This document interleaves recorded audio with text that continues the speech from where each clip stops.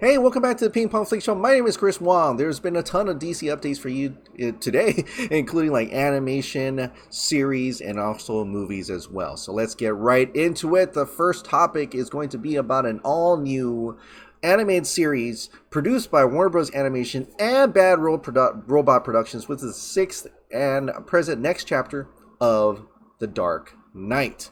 Wow. So this is huge. HBO Max and Cartoon Network makes a series commitment for Batman Caped Crusader. I'm going to scroll down so you can see it right there. That's Batman Caped Crusader. Look at those giant ears.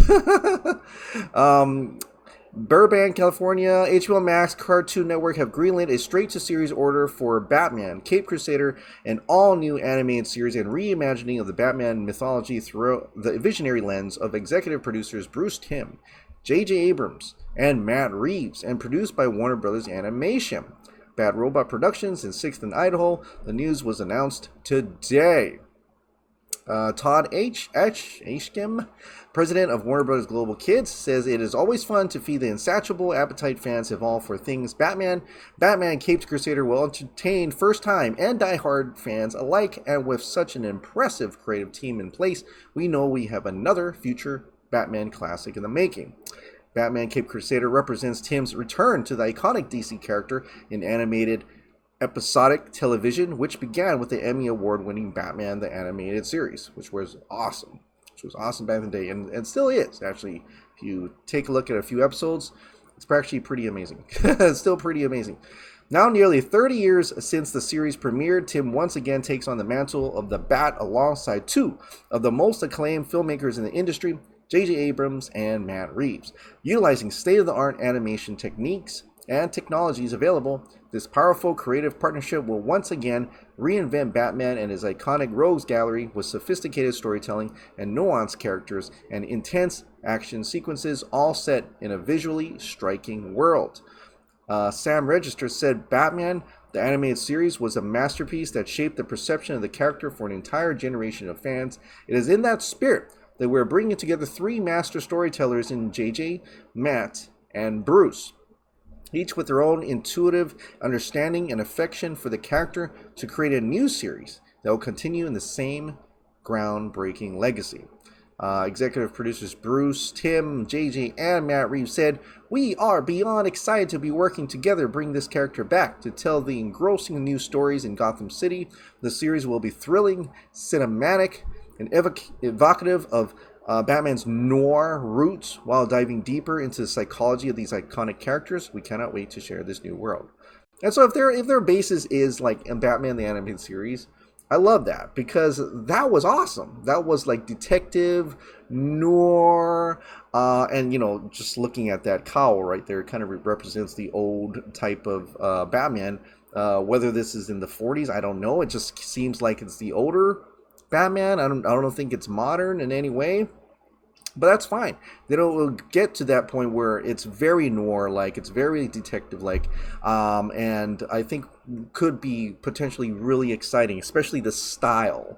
The style, like, for me, a lot of it came down to the style, especially in the Batman animated series, where it's just silhouettes and deep red background or blue background or whatever. It's so compelling, it's so contrasty, that it makes for an amazing entertainment. Is it better? Probably. It's still the best animated series out of all the Batman animated series that came out after it. It's still the best, and there is a testament to that. So, can this beat that?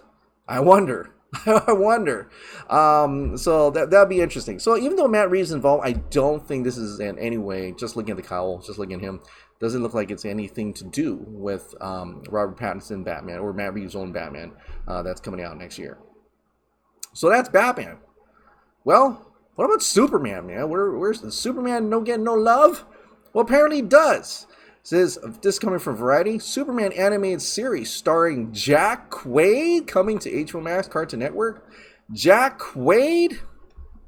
Is it a bird? Is it a plane? No, it's Clark Kent and Lois Lane in an all-new family-friendly animated series with Jack Quaid. You know who Jack Quaid is? It's Huey from The Boys, man. Huey! Okay. And Alice Lee from Zoe's Extraordinary Playlist, I don't know that one, voicing America's most recognizable super sweethearts. HBO Max and Cartoon Network announced a 2-season series order for My Adventures with Superman, which follows the Man of Steel and the dogged Daily Planet reporter in their 20s, as well as their best friend, Jimmy Olsen, as they begin to discover who they are and everything they can accomplish together as an investigative news team. The serialized coming-of-age story sees Superman build up his secret identity and embrace his role as the hero of Metropolis and perhaps the world, while Lois, now a star journalist, takes aspiring photographer Jimmy under her wing. All the while, Clark and Lois are falling in love, sharing adventures, and taking down bad guys. Superman has remained one of the most iconic and beloved superheroes in the world, said Amy Friedman, head of kids and family programming at Warner Bros. This fresh take from the Warner Bros. Animation team delivers a modern, relatable Clark Kent alongside a fearless,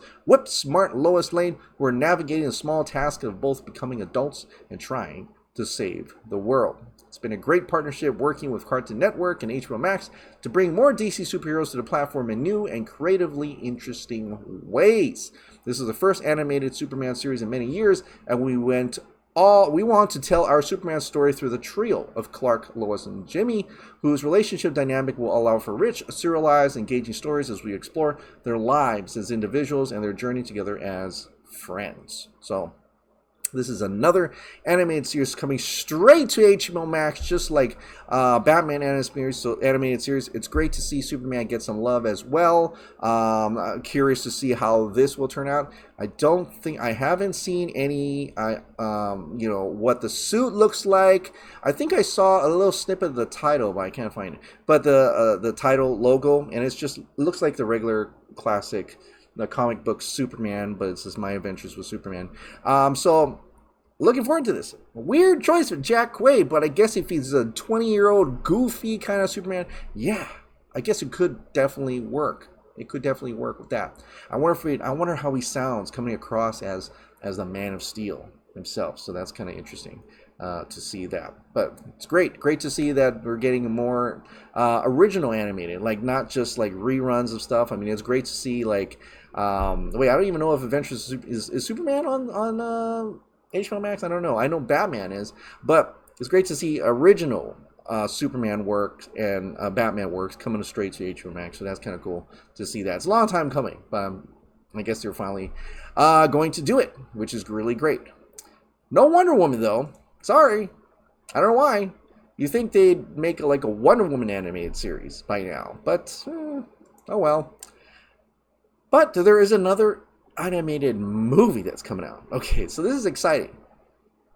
This was on the Blu-ray digital Batman The Long Halloween Part 2, the special features. Yeah, it wasn't even announced officially. It was announced as a special features. A sneak peek at the next DC animated movie right here. An advanced look at Injustice. Yes! Yes! Oh, I'm so excited. I'm so excited for this. Now, it doesn't say there's nothing more. Nothing other than it's animated. I don't know if it's CG animated. I mean, I hope it's CG animated. I almost hope that it's like the same crew that actually did the Injustice games and make it like a full-blown movie in CG in that graphics. Full-blown. Let's do it. Let's get it over the top like that. That would be insane. I want this so bad. This is awesome. Now, I would have loved, live action version. Absolutely. I mean, it's coming. I mean, it almost needed to be a series. So I don't know how they're going to cram it into a movie unless it's like based on the video game and not so much. Well, the comics were kind of based on the video, but like it's so expansive. There's many, it's expansive. So I don't know what this means, but I'm really looking forward to it. I'm really looking forward to seeing the first look of it because I am excited for this Injustice. I love Injustice. And like I've been saying a long time ago, if they were going to adapt anything to anime, if they can adapt live action, adapt and animated, I would love to see animated either Kingdom Come or Injustice. And at least one of them is going to happen, right? We're going to get a sneak peek of that. So for when Batman Long Halloween comes out, people will get a take, and I'm sure it's going to be floating all over online. I want to see this. I kind of hoping, crossing all fingers, that it is CG. I really hope it's this type of digital animation, because I mean, it's great. I mean, if it's going to be like 2D, it's going to look great and awesome. I mean, I love Justice League Dark Apocalypse War and how gory and how it could definitely be. You can really imagine Injustice like that. But you know, we've been playing Injustice in this type of, you know, CG, you know, for a long time now. And it just feels right that it should be like this. Because it's the closest you'll think to get to live action, I guess. So it would be great. I mean, it would differentiate itself from these Superman animated series or Batman. You know, I think I don't know if that's going to happen, but, you know, honestly, and I don't know how long it's going to be. If it's going to be like 70 to 90 minutes, I'm going to feel a little bit disappointed. But like, if it works out, it could work out. But definitely, it should be like, if it's going to be a short movie, it should be like a volume 1 or something, because I don't think they can cover it all. I really don't. They're absolutely not going to cover it all. So would I prefer the series? Yeah. But if it's a movie, I hope this is like the start of many volumes of movies. And but we'll see. We'll get to say and see. I'm really excited for this Injustice movie. I'm really excited for this Injustice movie. It's been a long time coming, but I'm really happy it's coming. It's coming. Injustice. Yes. All right, give me Injustice. All right, moving right along. Let's get into some series now. This is also coming from HBO Max is the Green Lantern series, right? So now it's been being reported. This is coming from the Hollywood Reporter. I would like to say that Illuminati actually put it out first, then all this Deadline put it out, then Hollywood Reporter. But yeah, anyway, I'm going to throw you Hollywood Reporter because you can actually see what this guy looks like. Jeremy Irvine. HBO Max's Green Lantern is zeroed in on an actor to play Alan Scott, with Jeremy Irvine, who led the Bourne TV spin-off Treadstone, and talks for the role of the comic book hero. As you know, Alan Scott is one of the higher profile gay characters in the DC universe, although that is only a relatively recent development. He was created in 1940 with his ring being magical in nature. When Green Lantern was redeveloped in the 1960s, it was against a sci-fi backdrop, and the hero Hal Jordan was a test pilot in the atomic age. Eventually, Scott was reintroduced as a Lantern from a parallel Earth and in the 2000s. With the flourishing of the multiverse concept, he was reconceived as a gay, leading a more inclusive movement at the publisher. So, and I guess Irvine made his feature debut in 2011, starring in Steven Spielberg's adaptation of War Horse. Oh, okay. I recognize this dude. All right. Okay, so he was also the English actor that played a young Pierce Brosnan in Mamma Mia. Here we go again. Okay, I remember. Okay. Now I was like thinking, he looks familiar, but I mean, he almost looks like, what was the guy's name? Ryan Philippe or something? Kind of like that, but yeah. But yeah, so currently the HBO Max series stars Finn Wittrock as Guy Gardner, one of the main Green Lanterns, expected to appear in the big budget series from executive producer Greg Berlanti and Warner Brothers TV. Greg Berlanti, Seth Grahame-Smith, and Mark Guggenheim are writing the series, with Grahame-Smith set as showrunner. That's interesting. They don't have any mention of Jeff Johns whatsoever now. So we still don't know who the other people are. We're still missing Jessica Cruz and Simon Baz. And I don't know if they're gonna have, you know, their own Jon Stewart or Hal Jordan. I think they're probably gonna save Hal Jordan and Jon Stewart for their own movie, right? They're gonna make a Green Lantern movie down the line. So interesting stuff. So yeah, here's your Alan Scott. The first live, I said, yeah, is it the first live action Alan Scott?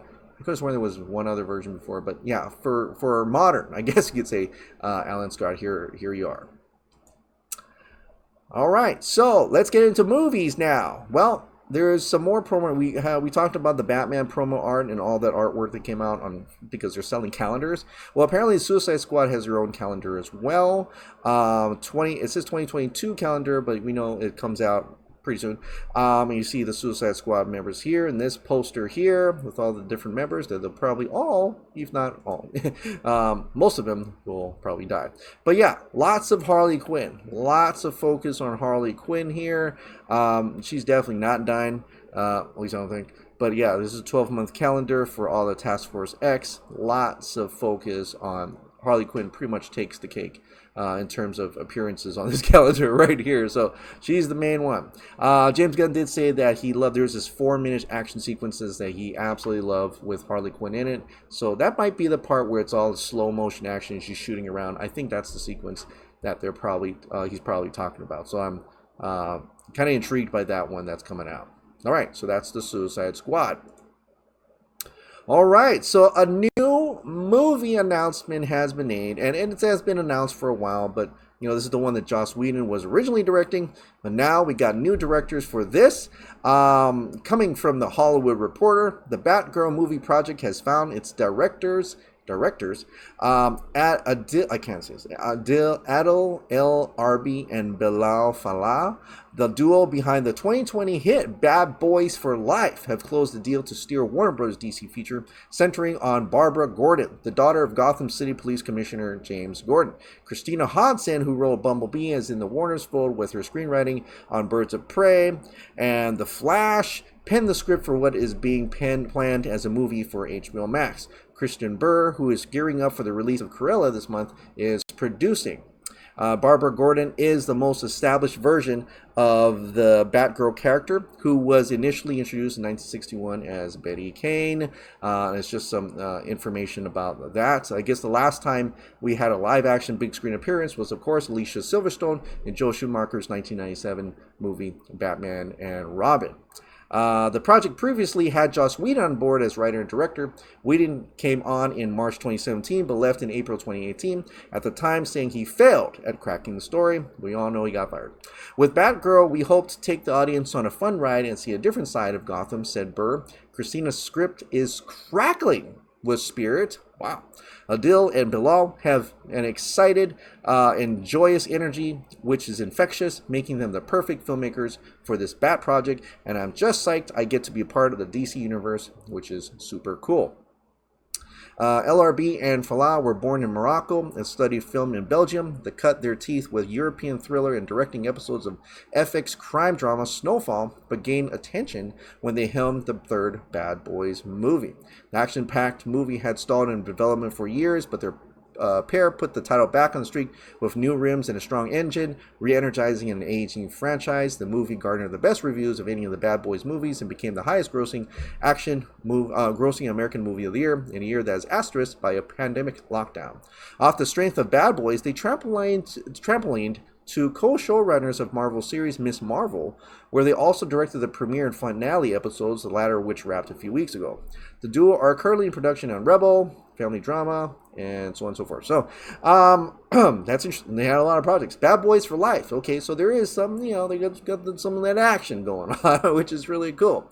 And that's cool. I wonder which Gordon is this. Is this Zack Snyder's Justice League Gordon, or is this Matt Reeves Gordon? It doesn't say. It doesn't even say. Are they going to have their own Gordon? Is this even connected in any way to the rest of the DCU? Is it connected to the Matt Reeves universe? Is it connected to the Snyderverse? That's very interesting. I don't know. But the more interesting thing, as I guess would say, is that it's going to HBO Max. It's going to HBO Max. Do they not have... They didn't want to finance a Batgirl movie, the first Batgirl movie, to be with Warner Brothers? That's weird. It's going straight to HBO. Not that that's bad. It's just that seemingly with all these other movies that you're pushing to be in theaters and stuff, and theaters are reopening and stuff, and this is a little bit down the line, it's almost like, we're gonna keep this. We don't want to give this too much of a budget. I think it's not a Batman movie, so it's just a Batgirl movie, and we're just gonna throw it on HBO Max. And I'm like, really? I think it could be, a theatrical movie. I would say a theatrical movie could be fine, but obviously they're not going to do that. So, actually, they're putting a lot of things on HBO Max. But for a movie, I would have thought, it would be over at the Warner Brothers, theatrical. So I thought that was kind of interesting, and I don't know if that means good or bad, but I'm just saying it just feels like they're really just like, let's just throw it on HBO Max. Let's not put any more money and forth in this. Let's just throw it on HBO Max. I'm like, really? Oh well. But it is Batgirl, and so what I'm most interested in, who's going to play Batgirl, what's she going to look like, and which universe is she a part of? Is it the Matt Reeves universe? Is she going to like be with Robert Pattinson, or is it going to be coming out of the Keaton verse?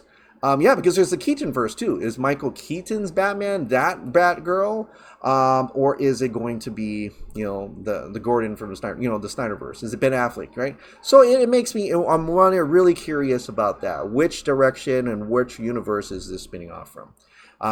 Because I think everybody is curious about that as well. So, all right, so.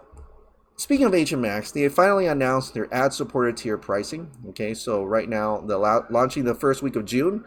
HBO Max with ads provides consumers the option to receive the same premium user experience for $10, $9.99 per month. Because right now, current existing ad-free version is $14.99 per month. So there's going to be some ads. I'm expecting it's going to be like YouTube in a sense, where you see the ads pop up, something like that. So. Which may irritate people, but for people who've been the generation we've watched TV commercials, it won't be so bad. But still, yet we've been kind of spoiled this late, and we kind of don't like to see ads anymore. So I don't know if you can skip the ad.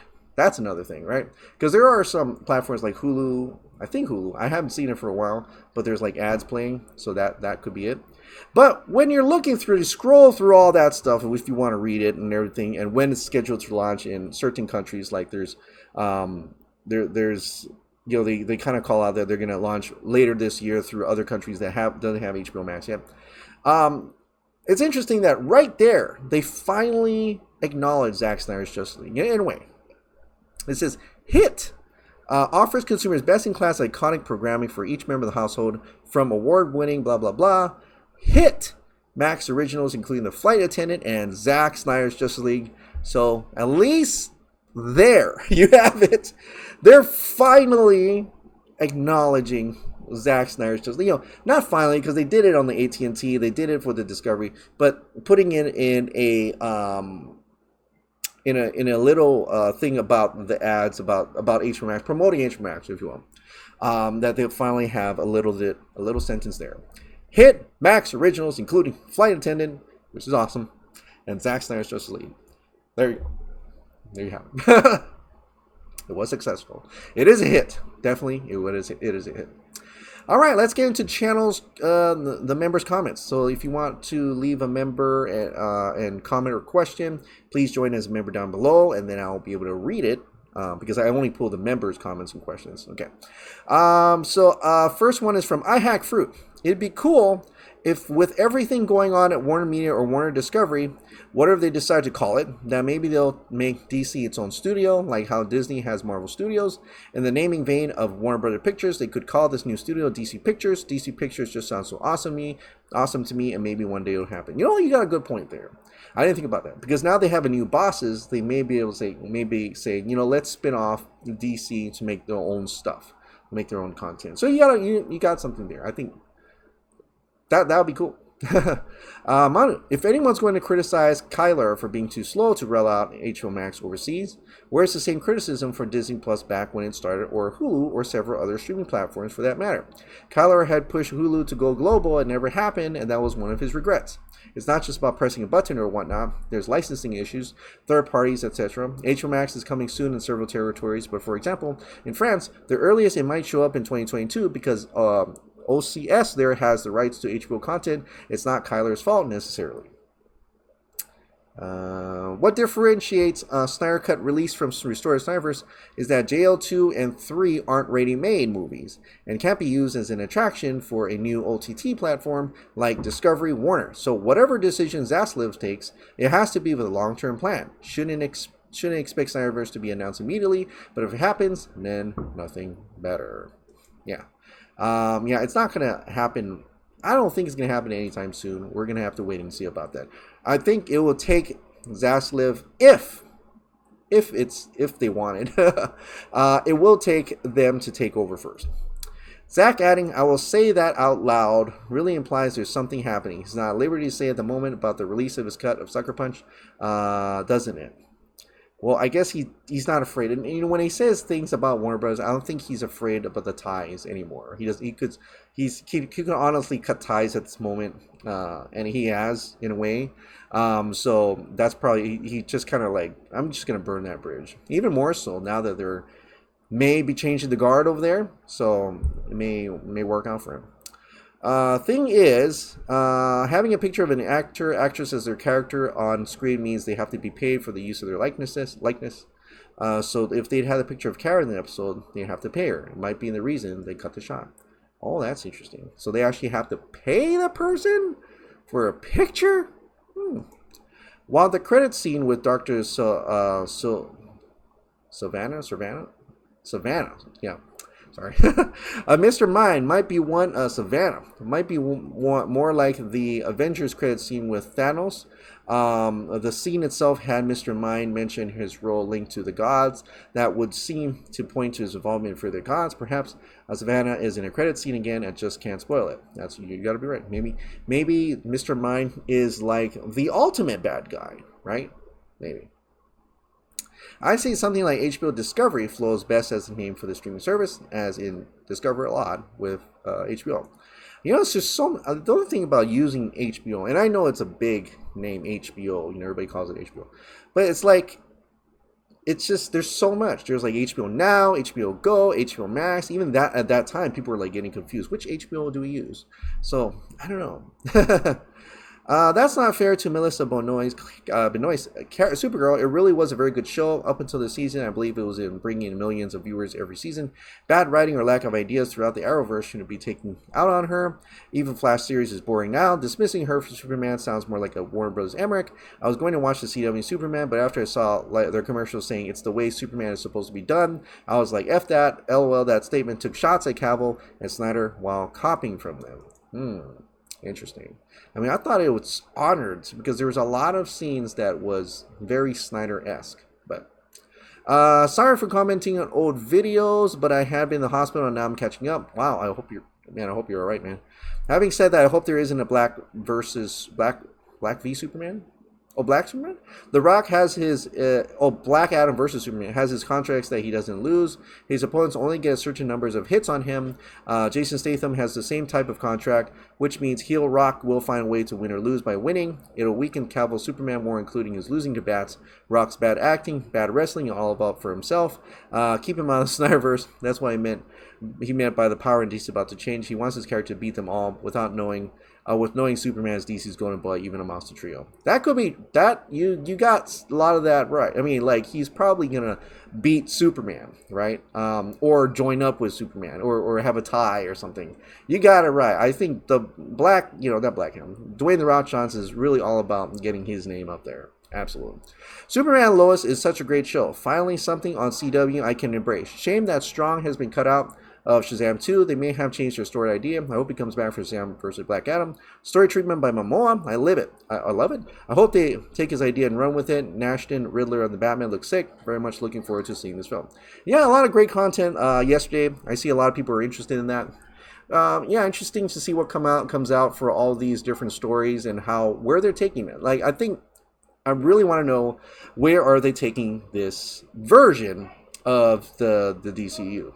All right, well, that is it. Thank you so much for watching. Like I said, if you absolutely love this daily dose of entertainment news and content, please click the like button, hit the subscribe button, ring that notification bell, keep this hot dog light on, and I'll see you next time. Bye.